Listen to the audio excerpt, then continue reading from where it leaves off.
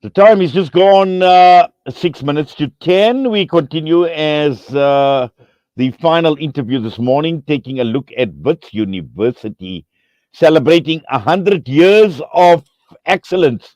We're joined by Wits spokesperson Shirona Patel to tell us more. Shirona, assalamu alaikum wa rahmatullahi wa barakatuh. Welcome as always. Walaikum assalam wa rahmatullahi wa barakatuh. Jazakallah for having me.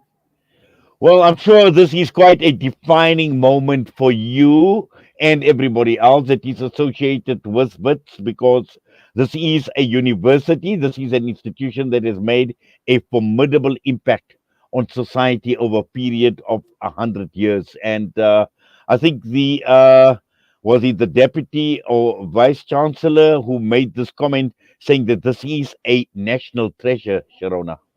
Gee, I mean, the Wits University was started in 1922, and its roots are, we can say, inextricably kind of linked to that of the development of Joburg, and also to the mining industry. If we look and other industries here.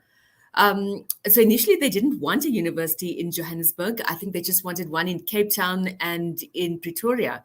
But at the time, I think there was some forward-looking people who decided that there should be a university in Johannesburg.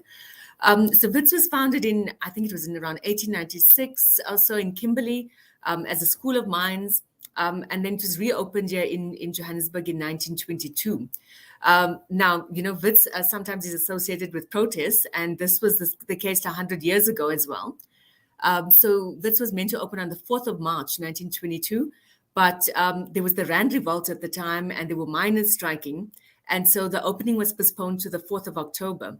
And so Wits will celebrate its birthday on the 4th of October this year. This weekend, obviously, there's a whole lot of activities where we're opening up the campus to the people of Joburg so that they can experience some of the treasures here.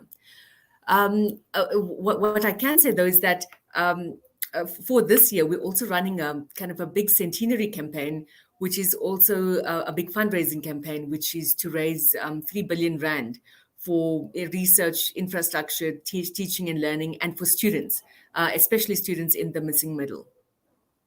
Yes. Now, obviously, we've seen, over the years, and we must have seen thousands and thousands of graduates that have obviously walked through the halls, and also some of them obviously very, very famous, those that have left, great marks in society. They've left their footprints in the sands of time, and I'm sure, when one reflects and looks back at the 100 years, just looking at all these people and the impact that they've made to society, the impact they've made to the country, and also many of them have made impact to the world at large, Sharona.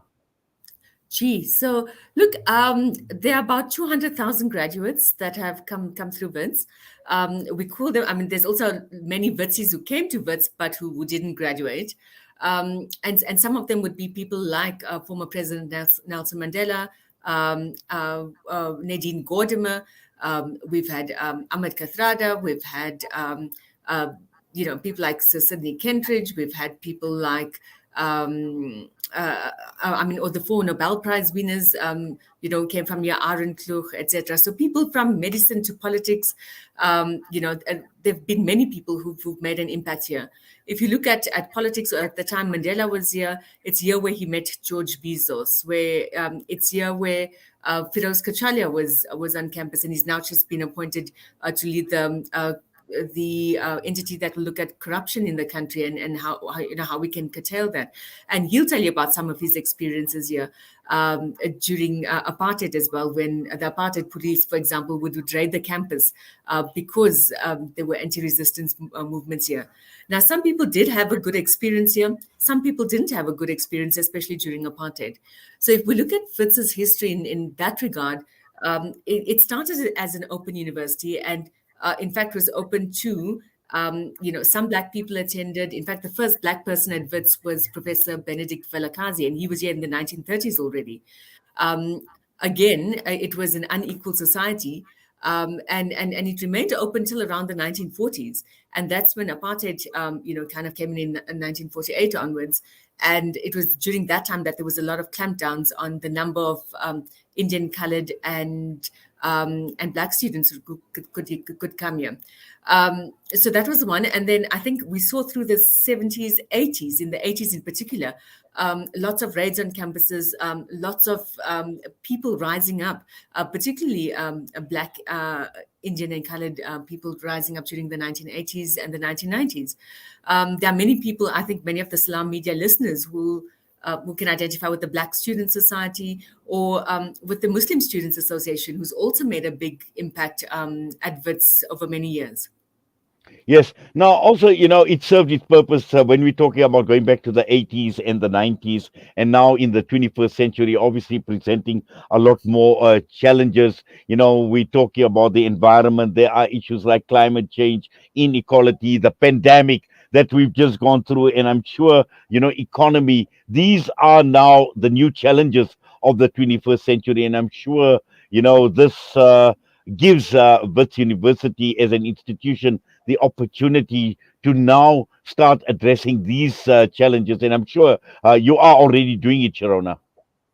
Geez, I think it's one thing to build. So you build on all the graduates that have gone past, the staff, the students, but also the people who've supported people who've been at Wits, who may not be kind of Witsies. But going forward, we are running this fundraising campaign.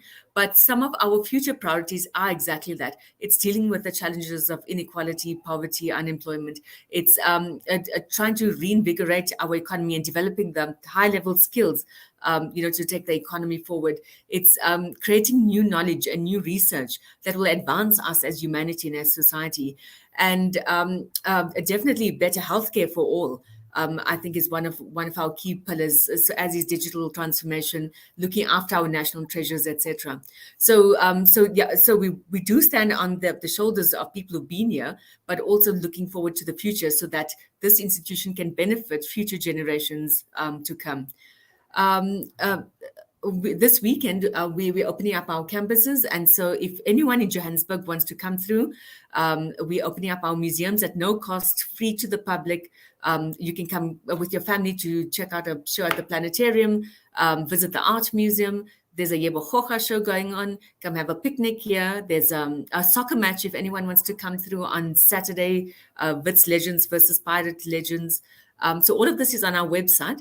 And what we're really trying to do is engage with the public and say, we don't want to be this ivory tower, this isolated ivory tower. You learn just as much outside of the classroom as you do inside the classroom. And we really want to bring people back onto Wits' campuses. Well, certainly exciting times, and I'm sure the next month, this weekend is going to be busy, but also building right up to October. It's going to be an extremely busy period, but also exciting as well.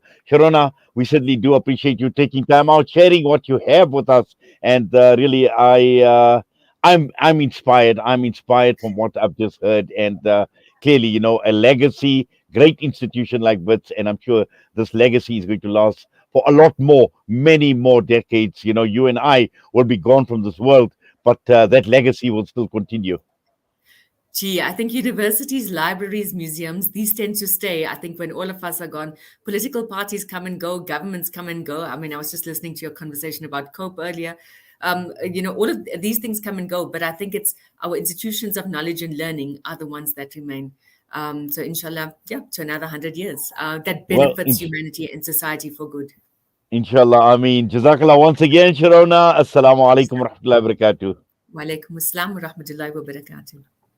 But spokesperson Shirona Patel with us this morning, and 100 years, it means a lot as the university is celebrating. And as Shirona mentioned, a lot of information is on their website. So if you'd like to be part and parcel of what Wits is doing at this point in time to celebrate their 100 years, you've got all the information on their website. The time is just gone past 10 a.m. It's time for me to sign off. From myself and the team, yeah, at Salam Media, Assalamu alaikum wa rahmatullahi wa barakatuh.